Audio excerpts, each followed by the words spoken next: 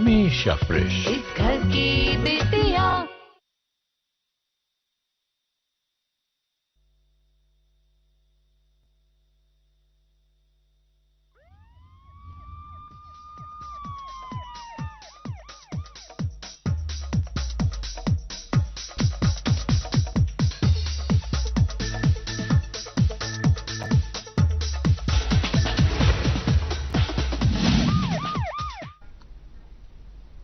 अस्सलामुअलैकुम नाजरीन, उम्मीद है आप सब खैरियत से होंगे। मैं हूं हुमैरा शफी। आप देख रहे प्रोग्राम कानून और इंसाफ की बात, जिसमें हमारा ताउन करती है J&K states legal service authority. नाजरीन, आज भी हम एक दिलचस्प मौजू पे बात करेंगे। जी हां नाजरीन, आज जिस मौजू पे बात होगी वो है food packaging and food labelling regulations. लेकिन इस मौजू पे बात करने से पहले ये जानना बहुत जरूरी है कि food safety and standard act 2006 जो है वो क्या होता है। जी हां नाजरीन, फूड सेफ्टी एक्ट जो 2006 में लाया गया वो कंसोलिडेट करता है बहुत सारे एक्ट्स और ऑर्डर्स को, जो कि प्रीवियसली फूड रेलेवेंटेड इश्यूज को हैंडल करता था। और इस एक्ट को इसीलिए क्रिएट किया गया ताकि ये ले डाउन कर सके साइंटिफिक स्टैंडर्ड्स को, जो कि फूड रेलेवेंट इश्यूज के साथ डील करता है। और ये भी इंश्योर करना कि जो फूड मैन्युफैक्चर होके कंज्यूमर तक पहुंचता है क्या वो हेल्दी है, सेफ है, खाने के लायक है भी या नहीं। और नाज़रीन, अब बात करते हैं फूड पैकेजिंग के ऊपर। फूड पैकेजिंग जो है ये एक तरह की प्रोटेक्शन फराहिम करता है फूड को, और फूड लेबलिंग एक तरह का प्राइमरी लिंक की तरह काम करता है मैन्युफैक्चरर और कंज्यूमर के बीच में। जी हां नाज़रीन, आज इसी मौजू पे बात होगी। आज इस मौजू पे बात करने के लिए हमने प्रोग्राम में दावत दी है मोहतरमा तबस्सुम वानी, GLSA सेक्रेटरी गांदरबल। आपका बेहद शुक्रिया प्रोग्राम में आने के लिए। तो नाज़रीन, आज हम प्रोग्राम में जज साहिबा से यही जानेंगे कि फूड पैकेजिंग जो है, फूड लेबलिंग क्या होता है, इसके क्या इंसिडेंट्स है, क्या क्या एसेंशियल्स है, और कौन इंसान जो है इसको जो फूड को चेक करता है, किस तरह से किया जाता है, इसके लिए क्या प्रोसेस रहता है। एक बार फिर से खैर मकदम करते हैं जज साहब आपका प्रोग्राम में। सबसे पहले के लिए जी जैसे कि आपने पहले बोला कि फूड पैकेजिंग एंड लेबलिंग की बात हम करेंगे, जो कि 2019 में ये रेगुलेशंस लागू की गई। लेकिन उससे पहले 2006 में food safety and standards act आया, जो कि ये एक्ट बनाया गया बिकॉज ये कंसोलिडेट करता है बहुत सारे लॉज को रिगार्डिंग द फूड। जी क्योंकि इसका क्या है, इसी एक्ट के तहत एक अथॉरिटी बनाई गई, food standard safety authority of India establish की गई, जिसका ये काम है कि वो देख लें कि कंज्यूमर तक एक सेफ फूड पहुंचे। फूड जो भी मार्केट में हो that should be safe for human consumption. और उनका ये भी काम है कि वो रेगुलेट करे किसी भी फूड का मैन्युफैक्चर होना, उसका डिस्ट्रीब्यूशन में आना, स्टोरेज में होना। तो वो science based standards lay down करते हैं हर किसी फूड बिजनेस ऑपरेटर के लिए, ताकि एक कंज्यूमर के पास जो है कि ये सेफ फूड पहुंचे जो कि इंजूरियस टू हेल्थ ना हो। तो ये जो उसमें बहुत सारे, जैसे हम बोलेंगे कि डेफिनेशन क्लॉजेस में है कि फूड किसको कहते हैं, कौन कौन सी चीज इसमें फूड में इंक्लूड हो जाएगी। जैसे पैकेज ड्रिंकिंग वाटर है, ये भी फूड में इंक्लूड हो जाता है, या कोई भी प्रोसेस्ड अनप्रोसेस्ड फूड है, या पार्शली प्रोसेस्ड है, या प्राइमरी फूड जैसे कि एग्रीकल्चर प्रोड्यूस हम लेते हैं, या हॉर्टिकल्चर प्रोड्यूस लेते हैं, या एक्वाकल्चर प्रोड्यूस लेते हैं, even chewing gums, alcoholic beverages, these all come in the category of food. तो मकसद यही है कि कंज्यूमर तक जो पहुंचे ये सेफ फूड पहुंचना चाहिए। ठीक है। इसी तरह से हमें देखना है कि अडल्ट्रेटेड ना हो, या कोई फूड मिस ब्रांडेड ना हो। मिस ब्रांडेड है कि जैसे कोई फूड में क्या है कि लेबलिंग में इसने बताया कि ये चीजें हैं इस फूड में, और फिर वो डिसेप्टिव थी, उसमें नहीं था, या बाय वे ऑफ एडवर्टीजमेंट इन्होंने बोला कि इस फूड में ये चीजें हैं, लेकिन एडवर्टीजमेंट तो किया बट उसमें वो प्रोडक्ट में वो चीजें अवेलेबल नहीं थी। तो ये क्या है, ये मिस ब्रांडेड में आ जाएगा। इसी तरह से अडल्ट्रेटेड है, आप फूड में कुछ मैटर, एक्सट्रेनियस मैटर ऐड करते हैं मैन्युफैक्चरिंग प्रोसेस में, या प्रोसेस ही ऐसा है या पैकेज ही ऐसा कर दिया कि कोई ऐसी चीज लगा दी कि जो कि उसमें एक अडल्ट्रेंट मौजूद है, तो अडल्ट्रेटेड फूड में भी चेक रहता है कि ये नहीं जाना चाहिए, बिकॉज कंज्यूमर के पास आपको अल्टीमेटली जो फूड देना है that should be safe for consumption. जी जय साहिबा, सबसे पहले हमें ये बताइएगा कि जो फूड पैकेजिंग और फूड लेबलिंग रेगुलेशंस है उसको लाने की जरूरत क्यों आ पड़ी? देखिए, जैसे कि पैकेजिंग की बात हम पहले करेंगे। पहले जमाने में क्या हुआ करता था कि पैकेजिंग का पर्पस क्या था? इसका सिर्फ था एक मकसद कि ट्रांसपोर्टेशन में आपको गुड्स लेने हैं तो पैकेज किया जाता था ताकि ये कहीं गिरे ना, मिसप्लेस ना हो जाए, या इसकी थेफ्ट ना हो जाए, या ये स्पॉइलेज ना हो जाए रोडेंट्स की वजह से या पानी की वजह से या किसी और वजह से। तो स्टार्टिंग में मकसद पैकेजिंग का यही था। अच्छा, फिर वर्ल्ड वॉर सेकंड के बाद पैकेजिंग का कॉन्सेप्ट आ गया, तो ये जो बिजनेस मार्केटर्स थे इन्होंने फोकस किया पैकेजिंग पे। अच्छा। तो इन्होंने क्या किया कि पैकेजिंग का डिजाइन उस पे थ्रस्ट किया, कलर कॉम्बिनेशन क्या लगाना है पैकेजिंग में उस पे थ्रस्ट किया, ये लॉक कैसे किया जाए किसी जैसे रैपर है या टिन है या कैन है, किस में डालना है कि एक प्रोडक्ट को किस में डालना है, किसी को टिन में डालना है, किसी को कैन में या किसी को रैपर में डालना है। मकसद ये था कि कंज्यूमर को अट्रैक्ट करना है कि वो परचेज करे चीजों को। तो इस वजह से, और दूसरा ये भी मकसद पैकेजिंग का हो गया कि चीजें जो है वो डिस्ट्रॉय होने से बच गई, सेफ तरीके से ट्रांसपोर्ट भी हो गई मैन्युफैक्चरर से डिस्ट्रीब्यूटर तक और शॉपकीपर तक, एंड अल्टीमेटली एंड कंज्यूमर तक वो सेफ तरह से पहुंच गई। और एंड कंज्यूमर को ये अश्योरेंस है कि दिस फूड ये टैम्पर नहीं किया गया है, कहीं पे खोला नहीं गया है, ये बाज़ाब्ता सील्ड है, उसके पास जो आया है वो बिल्कुल मैन्युफैक्चरिंग यूनिट से आया है और बिल्कुल उसको वैसे ही मिल गया है। जी, हमारे नाज़रीन की इंफॉर्मेशन के लिए आप ये भी बताइएगा कि क्या क्या फायदे हैं फूड पैकेजिंग के? जी, जैसे कि मैंने कहा ना कि एक कंज्यूमर को जैसे मैन्युफैक्चरर ने बनाया तो उसमें कहीं भी स्पॉइलेज वगैरह नहीं हुआ है, डिस्ट्रक्शन नहीं हुआ है, डेटोरेटेड कंडीशन में नहीं आता है, तो फूड सेफ वे में उसके पास पहुंचता है। उसी तरह से हम बताएंगे लेबलिंग का। तो लेबलिंग का भी इसी में क्या है कि हर किसी फूड पैकेज को आपने पहले पैक कर दिया, अब उसमें लेबल लगाना है। तो लेबल हमें क्या कहती है? जी, लेबलिंग के बारे में हम बाद में वजाहत करेंगे, लेकिन उससे पहले कुछ डाउट्स है relevant to this food packaging. Food packaging के क्या क्या रिक्वायरमेंट्स है, और जो ये फूड पैकेजिंग है क्या हम दोबारा से इसको रीयूज कर सकते हैं कि नहीं? जी, जैसे कि बहुत सारे फूड पैकेजेस है, जैसे आप मानिए कि एक बॉटल है, प्लास्टिक बॉटल में एक पैकेजिंग ड्रिंकिंग वाटर यूज किया गया, तो उसमें एक डिक्लेरेशन दी होती है, crush the bottle after use. That means आप ये दोबारा यूज नहीं कर सकते हैं, ठीक है। इसी तरह से बहुत सारी जैसे कि ऑयल आपने किसी में डाल दिया तो उसमें बताया गया है कि ऑयल किन कंटेनर्स में डालना है। आप किसी रैपर में डालेंगे तो ऑब्वियसली वो नहीं डाल सकते, लीकेज हो जाएगा, स्पॉइलेज हो जाएगा। तो उसमें बाज़ाब्ता बताया गया है कि ऑयल जो चीजें हैं वो इसमें आएंगी, फैट की चीजें इसमें आएंगी, या कोई और प्रोडक्ट्स है रैपर्स में है तो वो ड्राई चीजें हैं तो वो रैपर्स में आएंगी। तो ये बाज़ाब्ता बताया गया है कि कौन सी चीज किस पैकेज में जाएगी। अच्छा, तो ये जो फूड पैकेजिंग मटेरियल है कैसा होना चाहिए? ये जब भी हम कोई चीज खरीदने जाते हैं मार्केट से तो हमें कैसे पता?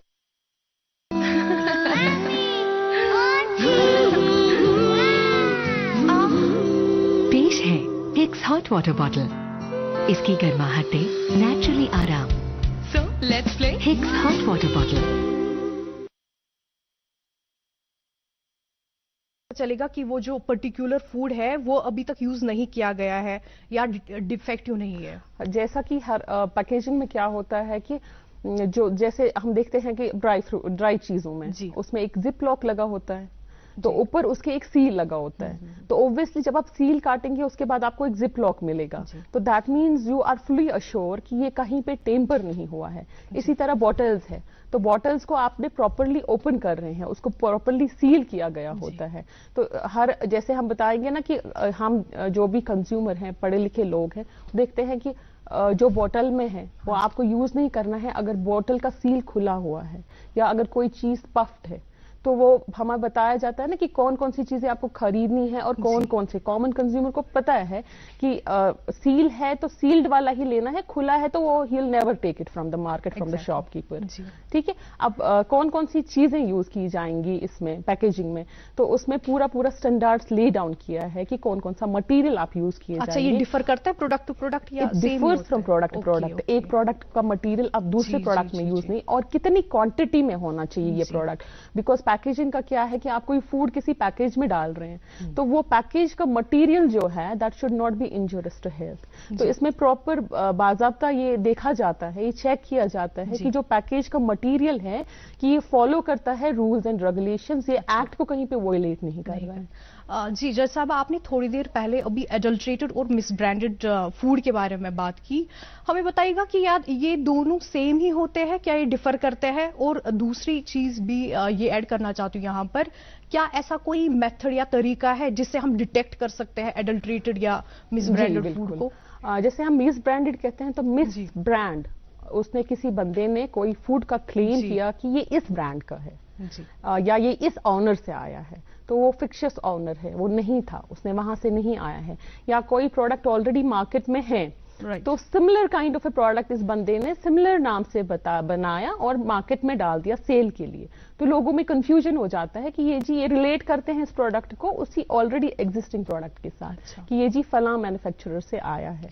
तो ये इसमें मिस ब्रांड में कहलाया जाएगा। इसी तरह से अगर वही कोई बताते हैं कि ऑनर या मैन्युफैक्चरर बताते हैं कि इस प्रोडक्ट में ये चीजें हैं, ये क्वालिटीज है, अश्योरेंस करते हैं, बट कल को वो अश्योरेंस जो है वो नहीं निकलती है तो वो मिस ब्रांडेड में आ जाएगा। तो अडल्ट्रेटेड में क्या होता है कि अलग से एक चीज यहां से आपने फूड प्रोसेसिंग में डाल दी जो कि इंजूरियस टू हेल्थ है, तो आपका फूड क्या है वो अडल्ट्रेटेड बन जाता है। राइट जज साहब, अब हम आते हैं लेबलिंग पे। लेबलिंग क्यों जरूरी होती है? लेबलिंग का मकसद क्या है कि जैसे कि मैंने कहा पहले ही कि पैकेजिंग क्यों आई, क्योंकि उसको स्पॉइलेज से बचाना था। इसी तरह से क्योंकि मार्केट में अब फोकस किया कि कंज्यूमर जो है उस तक सही सही इंफॉर्मेशन पहुंचे। पहले क्या होता था कि प्रोड्यूसर के पास इंफॉर्मेशन थी एक प्रोडक्ट की, तो उन्होंने वो मार्केट में डाल दिया कोई भी प्रोडक्ट, तो कंज्यूमर को पता नहीं कि इस थैले में जो है तो है क्या, इस कंटेनर में, खुले कंटेनर में है तो है क्या। तो ऑब्वियसली वो कितनी चीजें शॉपकीपर को पूछे, ये है वो है वो नहीं है, तो ऑब्वियसली शॉपकीपर कितना सब बताए। तो ये इंफॉर्मेशन एसिमेट्री हो गई थी, क्रिएट हो गई थी। इस इंफॉर्मेशन एसिमेट्री को दूर करने के लिए तो लेबलिंग का कॉन्सेप्ट आ गया। तो लेबलिंग का कॉन्सेप्ट में क्या करना है कि जो भी पैकेज्ड फूड है तो उसमें क्या करना है, एक लेबल लगाना है। लेबल क्या है? ये ब्रांड है, ये टैग है, ये प्रिंटेड मटेरियल है, ये ग्राफिक रिप्रेजेंटेशन है। इस पे क्या क्या मेंशन होना चाहिए? हाँ मैं बताऊंगी। ये ग्राफिक रिप्रेजेंटेशन है, ये पिक्टोरियल रिप्रेजेंटेशन है जो कि आप इस फूड के पैकेज पे लगा देते हैं मैन्युफैक्चरर। तो अब इसमें क्या क्या होना चाहिए? सबसे पहले तो प्रोडक्ट का नाम। देखिए जैसे आप जाएंगे कहीं मार्केट में कुछ परचेज करने के लिए, मानिए आपको कोई चीज है, एप्पल जूस परचेज करना है, तो आप सबसे पहले क्या ढूंढेंगे? प्रोडक्ट का नाम ढूंढेंगे आप। तो जब आपने प्रोडक्ट का नाम देखा, नाम के बाद आप देखेंगे कि इसमें क्या क्या है, इंग्रेडिएंट्स वगैरह, किस किस चीज से बना है। अगर एक चीज से बना है तो दैट विल बी मेंशन कि ये चीज इसमें है। इवन अगर इसमें वाटर ऐड किया गया है तो इसमें इनको बताना है इंग्रेडिएंट्स में कि कितना कंटेंट जो है वाटर का इसमें एडेड है। अगर 2 से ज्यादा चीजों में से बनाया गया है तो बताना है कि ये इंग्रेडिएंट इसमें डाला गया है। इसी तरह से इनको क्या करना है, डेट ऑफ मैन्युफैक्चर लिखना है, बेस्ट बिफोर लिखना है, डेट ऑफ एक्सपायरी लिखना है। तो बेस्ट बिफोर में क्या है कि एक डेट मेंशन किया जाता है जब तक एक प्रोडक्ट की क्वालिटी उसमें रिटेन की जाती है और ये मार्केटेबल है ये चीज उस डेट तक। बियॉन्ड दैट डेट ये मार्केटेबल नहीं है। 2 घरों में मौजूद होती है चीजें, they can take it because it is not harmful. But जो क्वालिटी ये बोल रहे हैं ना कि इसमें हमने गारंटी की है ये है, भी वो क्वालिटी आपको ना मिले बट बेस्ट बिफोर में आपको यूज कर सकते हैं। ठीक है। अब एक्सपायरी डेट में वंस एक्सपायरी डेट लिखा है सो किसी भी कंज्यूमर को वो चीज यूज नहीं करना है because it can be harmful. Expiry date इसी वजह से रखा गया है क्योंकि उसका एक टाइम पीरियड होता है, शेल्फ लाइफ होता है किसी चीज का। मानिए एक ब्रेड है तो ब्रेड में आपको 7 डेज में लिखा है कि ये कंज्यूम करना है, एक्सपायर्स ऑन फला date, after that you can not that, not beyond that. इसी तरह से लॉट नंबर है, बैच नंबर है, तो ये सारी चीजें। लॉट नंबर क्या होता है? लॉट नंबर क्या करता है, ये लिंक करता है कि ये प्रोडक्ट किस मैन्युफैक्चरिंग यूनिट से आया है। तो इसी तरह से लाइसेंस नंबर, जहां जिस यूनिट से ये चीज बनी है तो उनको अपना लाइसेंस नंबर देना है और उसी तरह से उनको पूरा प्रॉपर एड्रेस देना है। एड्रेस के बगैर नहीं जा सकता है, ऑनर की सारी स्पेसिफिकेशन इसमें देनी है। अब किसी प्रोड्यूसर ने कोई चीज किसी दूसरी कंट्री से इंपोर्ट की तो उनको कंट्री ऑफ ओरिजिन बताना है कि ये चीज किस कंट्री से आई है। उस कंट्री से आके अगर आपने यहाँ पे उस चीज का प्रोसेस कर दिया, तो प्रोसेसिंग यूनिट का भी बताना है कि यहाँ पे प्रोसेस हुआ है। अच्छा, दोनों कंट्रीज का मेंशन करना है। वो हम डायरेक्टली यूज करते हैं जो हम प्रोडक्ट्स फॉरेन कंट्री से लाते हैं? दो चीजें हैं, कोई या टेस्ट तो से आप गुजरना पड़ता है? नहीं, दो चीजें हैं, या तो कोई प्रोडक्ट आप ला रहे हैं फॉरेन कंट्री से ला रहे हैं तो directly you can use it, तो so you have to mention कि ये इंपोर्ट किया गया है यहाँ से। अब कोई चीज आपने रॉ मटेरियल में लाया और फिर इसको प्रोसेस यहाँ पे किया, ठीक है, तो ये दो चीजें हैं, प्रोसेस करना का और इंपोर्ट करने का, यू हैव टू मेंशन दोनों का। इसी तरह से वेजिटेरियन, नॉन वेजिटेरियन, क्योंकि जैसे हमारा जो मुल्क है उसमें रिलीजियस डिफरेंसेस है, कल्चरल डिफरेंसेस है, तो बहुत सारे लोग सिर्फ वेजिटेरियन लेते हैं, बहुत सारे लोग नॉन वेजिटेरियन लेते हैं। तो नॉन वेजिटेरियन का एक उस पे लेबल पे ना एक बॉक्स बना होता है, तो रेड कलर सर्कल सिंबल होता है, रेड कलर सर्कल या ब्राउन कलर का सर्कल। इसी तरह से ग्रीन कलर का ट्राइंगल जो वेजिटेरियन फूड्स में होगा। तो ये सब चीजें जो है तो लेबल में आ जाती है। जी, जैसा अब कभी कभार क्या होता है, जो चीज हम मार्केट से खरीदते हैं उस पे मैन्युफैक्चरर का नाम या एड्रेस मौजूद नहीं होता है, तो इन दैट केस क्या हम कंसिडर कर सकते हैं कि वो पर्टिकुलर प्रोडक्ट जो है वो फ्रॉड है? जी, जैसे कहीं पे किसी प्रोडक्ट में आपने परचेज कर लिया और कस्टमर ने देख लिया इसमें ये चीजें मेंशन नहीं है, तो रेगुलेशंस क्यों बनाई गई? इसीलिए कि ये सब चीजें मेंशन कर रही है। इवन मैं आपको कहूं कि लॉट नंबर, बैच नंबर, उसमें पूरा बताया गया है कि ये कैपिटल लेटर्स में होना चाहिए, even if it is written in small letters. तो फूड सेफ्टी ऑफिसर्स पे ये जिम्मेवारी आयद हो जाती है कि वो चेक करें मार्केट में कि ये चीजों, क्या ये इंग्रेडिएंट्स फुलफिल होते हैं। बहुत बार क्या होता है कि फूड सेफ्टी ऑफिसर्स और मार्केट में गए, मानो जैसे आपने बोला कि इसमें ये सब चीजें नहीं लिखी गई है, तो ये चीजें क्या हो जाएगी, सील हो जाएगी। बिकॉज जो फूड सेफ्टी ऑफिसर है उसका पावर्स होता है, वो किसी भी फूड बिजनेस ऑपरेटर के पास जाएंगे, इंस्पेक्शन करेंगे, वो देखेंगे कि प्रोडक्ट्स के क्या ये रेगुलेशंस फॉलो कर रहे हैं कि नहीं। अब माने किसी प्रोडक्ट पे नहीं है कोई चीज जो कि उसको एज पर लेबल का रिक्वायरमेंट था, वो नहीं है। ये चार चीजें, चार इसी इसी प्रोडक्ट की चार चीजें ले लेंगे। एक वाला जो बॉटल, फॉर एग्जाम्पल कोई चीज बॉटल में है, एक वाला बॉटल क्या है तो ये दे देंगे फूड एनालिस्ट को, भेजेंगे इन राइटिंग, उसको भेज देंगे। दो बॉटल्स जो है वो रखेंगे डिजिग्नेटेड ऑफिसर के पास। अच्छा, और जो फोर्थ बॉटल है वो ये भेज लेंगे लेबोरेटरी के पास। अगर जो ये शॉपकीपर है, जो भी है फूड बिजनेस ऑपरेटर, ये कहता है कि ये लेबोरेटरी में भेज दो, उसके कहने पे ये भेज देंगे। अब जो ये रिपोर्ट है फूड एनालिस्ट का और जो लेबोरेटरी का है, मानो ये वैरी हो गया, उसका एक रिपोर्ट है, इसका एक रिपोर्ट है, तो अब क्या हो जाएगा, जो हमने दो सैंपल्स डिजिग्नेटेड ऑफिसर के पास रखे थे उसमें से एक सैंपल भेजा जाएगा एक लेबोरेटरी में, एक्रेडिटेड लेबोरेटरी में, तो उसका जो रिजल्ट वहां से आएगा that will be considered as the final result. Okay, ठीक है जी, वो चैलेंज नहीं कर सकते जी। जैसा बच्चों की हम बात कर रहे हैं आज फूड पैकेजिंग और फूड लेबलिंग के ऊपर, अब यहाँ पे ये सवाल उठता है कि अगर कभी कोई वायलेशन हुई इसके ताल्लुक से, तो इन दैट केस हमारे लिए कौन हेल्प कर सकता है? Is there any provision in this law? जी, जैसे कि मैंने बताया ना, फूड सेफ्टी ऑफिसर्स हैं, एक तो हो गया वो खुद चेकिंग करेंगे। अब किसी बंदे का कि उसका कंप्लेंट फाइल करना है, हमारे जैसे यहाँ पे स्टेट में क्या है, डिस्ट्रिक्ट ऑफिस में क्या है कि एडिशनल डिप्टी कमिश्नर के पास कंप्लेंट फाइल कर सकते हैं, ठीक है, कि ये प्रोडक्ट हमने खरीदा लेकिन इसमें ये चीजें थी, तो वो इस मैटर का कॉग्निजेंस लेते हैं। तो इसी तरह से उनके पास इंफॉर्मेशन भी जाती है जो उनको food safety officers market checking में वो राइटिंग में लिख देते हैं कि ये चीजें मार्केट चेकिंग में हमें निकली। तो इंस्पेक्शन ऑफिसर का यही काम होता है, बेसिकली उनका यही काम होता है कि वो देखें ये रेगुलेशंस पूरी फॉलो हो रही है कि नहीं, और फिर वो राइटिंग में अपना रिपोर्ट दे देंगे कि ये रेगुलेशंस फॉलो नहीं हो रही है। तो उसके बाद जैसे एडिशनल डिप्टी कमिश्नर के पास इन्होंने ये केसेस डाले, मानिए किसी केसेस में क्या है कि 3 साल से ज्यादा की सजा है, तो वो फिर कोर्ट ऑफ ओरिजिनल ज्यूरिसडिक्शन में ये डाले जाएंगे ये मैटर्स, या कहीं कहीं पे स्पेशल कोर्ट्स भी क्रिएट किए गए हैं इन पर्पसेस के लिए जो एक्सक्लूसिवली ये मैटर्स डील करते हैं। अब जब इंस्पेक्शन ऑफिसर ने वेरीफाई किया कि जो पर्टिकुलर फूड प्रोडक्ट है वो डिफेक्टिव है या एक्सपायर्ड है, वो फर्दर ये इन्फॉर्मेशन किसको कन्वे करता है? फर्दर उसको करनी है ये एक ऑफिसर को, जैसे कि उसको राइटिंग में डिजिग्नेटेड ऑफिसर को लिखना है। अच्छा। और डिजिग्नेटेड ऑफिसर उसके बाद जब उसको ये सब मिल जाएगा, फूड का सैंपल उन्होंने कलेक्ट किया, उसके बाद रिपोर्ट आ गई, सैंपलिंग का मेथड क्या था क्या नहीं था, और रिपोर्ट रिपोर्ट आने के बाद वो कमिश्नर ऑफ फूड सेफ्टी के पास देते हैं ये रिपोर्ट। तो उसके पास जब रिपोर्ट आएगी फिर वो एनालाइज करेंगे क्या क्या किस प्रोविजन में ये फॉल हो जाएगा, इसकी सजा क्या है, तो अकॉर्डिंगली उसको वैसे ही पनिशमेंट किया जाएगा। जी, सैंपल फीस पावर से क्या मुराद है? सैंपल फीस से किसी ने ले लिया, फूड सेफ्टी ऑफिसर ने एक शॉपकीपर से किसी भी प्रोडक्ट का सैंपल ले लिया जी। अब मानिए इसका सैंपल कल को ठीक था, तो ये माने आपने 4 बोतल उससे खरीदी, ये मानो 400 की थी या 500 की थी या कोई भी प्राइस था, तो ये कौन बेयर करेगा? तो ये फूड सेफ्टी ऑफिसर इनको ये पैसा दे देते हैं शॉपकीपर को, क्योंकि वो भी नुकसान में ना जाए। बिकॉज आए दिन मानो अगर ये ऐसा नहीं होता तो आए दिन फूड सेफ्टी ऑफिसर उनके पास जाते और वो परेशान हो जाते।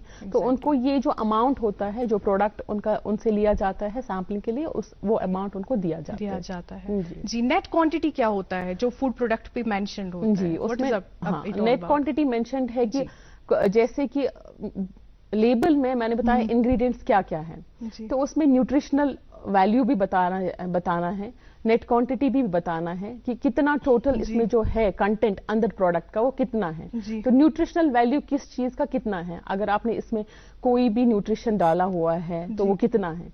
इसी तरह से हम फोर्टिफाइड फूड कहेंगे, जैसे कि आजकल बहुत सारे हर कोई लोग होते हैं अपने सेहत के लिए वो कहते हैं कि हमें ये वाला फूड चाहिए, तो फोर्टिफाइड फूड में क्या है कि एडिड कैल्शियम है, एडिड वाइटामिन है, तो पीपल लुक फॉर इट कि फोर्टिफाइड फूड कौन सा है कि इसमें एडिड कैल्शियम है, इसमें एडिड मिनरल्स है, तो हम ये वाला फूड ले लें। जी, बिल ऑफिसर्स का क्या काम होता है? बिल ऑफिसर्स का भी यही काम होता है कि जैसे कि एक्ट में है ना कि फूड सेफ्टी ऑफिसर्स का काम है, उनका मार्केट चेकिंग का है, फूड एनालिस्ट का है, उनका अपना काम है कि वो एनालाइज करेंगे।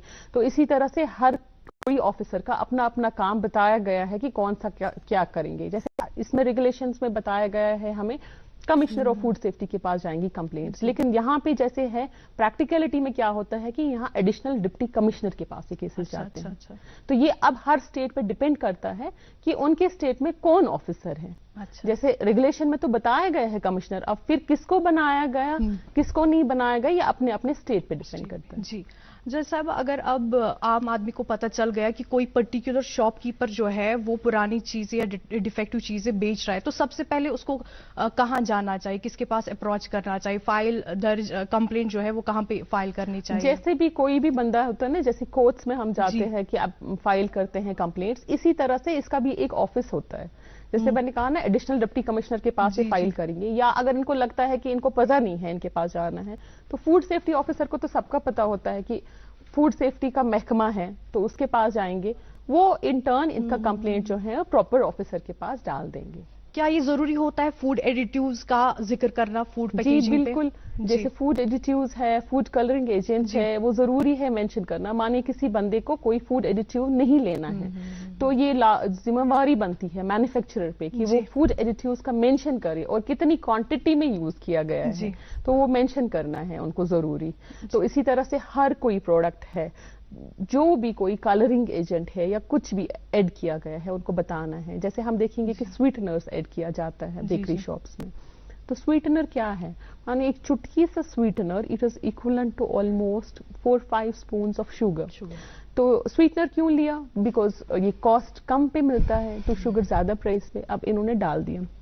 बट अब जो रेगुलेशंस आ रही है ना कि हर किसी बेकरी शॉप को, रेस्टोरेंट्स को, they have to put a qualified, they have to employ qualified person जो बताएं कि किसमें कितनी क्वांटिटी यूज करनी है। ऐसे होता था कि ऐसे ही लगा दिया, कोई भी क्वांटिटी लगा दिया। जैसे हम बात करेंगे वाजवान की, तो उसमें क्या करते हैं कि कलर भी यूज करते हैं, colour, taste enhancer, monosodium glutamate use किया जाता है। तो मोनोसोडियम ग्लूटामेट कितना यूज करना है, कितनी क्वांटिटी में यूज करना है, इसका पता होना चाहिए। बिकॉज क्या है कि हार्मफुल इफेक्ट्स है, बच्चों पे है, प्रेग्नेंट वीमेन्स पे है, तो ये देखना है कि कितना क्वांटिटी में यूज करना है। जैसे कि लास्ट टाइम क्या होता कि वो मैगी का आ गया था कि मैगीज बैन हो गई थी, बिकॉज उसमें जो लेबल में लिखा गया था उसमें लिखा गया था कि मोनोसोडियम ग्लूटामेट इतना है, फॉर एग्जाम्पल इतनी क्वांटिटी वो क्लेम कर रहे थे कि मानो 1 ग्राम है। But when it was found, जब सैंपल्स वहां से कलेक्ट किए गए और उसका टेस्ट किया गया, तो टेस्ट में देखा गया, जो रिपोर्ट आ गई उसमें देखा गया कि it is almost 25 times higher. जी। तो उस टाइम पे वो सारी जो भी प्रोडक्ट्स हैं वो सीज किए गए, उनको डिस्ट्रॉय करने का ये दिया गया। जी जज साहिबा, आखिर में आपका क्या मैसेज रहेगा हमारे नाजरीन के लिए? जी, मेरा ये मैसेज है सभी लोगों के लिए, हर एक बंदा है कंज्यूमर है, हम हैं, आप यहाँ पे बैठे हैं, सारे कंज्यूमर्स हैं। तो जब भी मार्केट जाएं तो लेबल्स को चेक करें, इंग्रेडिएंट्स को पढ़ें, शर्मिंदा ना हो कि अगर आपको 4 चीजों को भी लेबल पढ़नी है तो पढ़ लीजिए। आप ना सोचे कि शॉपकीपर क्या सोच रहे हैं, बिकॉज ये आपका हक है। तो अपना हक आप इतने जुटलाएं और लेबल्स को प्रॉपरली पढ़ लें। जी नाजरीन, उम्मीद है आपको आज का ये प्रोग्राम जरूर पसंद आया होगा। आज हमने प्रोग्राम में ये जाना कि फूड पैकेजिंग और फूड लेबलिंग रेगुलेशंस होता क्या है, इसकी अहमियत क्या है हमारी रोजमर्रा जिंदगी के अंदर। नाज़रीन, चलते चलते मैं यही कहना चाहती हूं कि जो WHO है यानी वर्ल्ड हेल्थ ऑर्गेनाइजेशन है, उनकी एक रिसर्च के मुताबिक दुनिया में 10 में से 1 इंसान हर साल मर जाता है due to these food prone diseases, और कई सारे बच्चे भी मारे जाते हैं कंसोलिडेटेड या कंटेमिनेटेड जो खाना है उसके कारण। तो नाजरीन, चलते चलते यही कहना चाहती हूं, फूड सेफ्टी एक्ट की जानकारी सबके लिए हर लेवल पे जरूरी होती है। अभी के लिए हमें दीजिए इजाजत। अल्लाह हाफिज नासिर।